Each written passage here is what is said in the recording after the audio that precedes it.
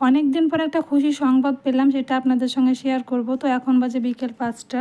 আমি এখানে ভাবছিলাম আপনাদের ভাইয়া গ্যাস বুকিং করেছিল, কিন্তু এখনও কেন দিল না, কি সমস্যা হলো, অনেক দিন হয়ে গেল।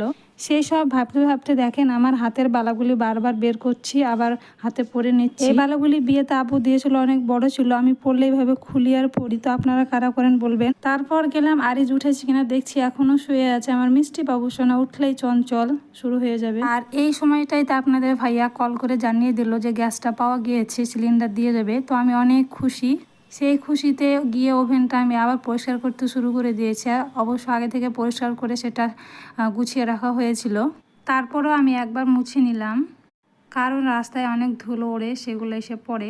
অনেক চেষ্টার পরেও আমরা 1 মাসের বেশি হবে গ্যাস সিলিন্ডার পেয়েছিলাম না। শাশুড়ি আম্মা আর আমার দুজনেরই রান্না করতে, সম্পূর্ণ চুলোর উপর রান্না করতে একটু অসুবিধা হতো, এখন আর সেটা হবে না।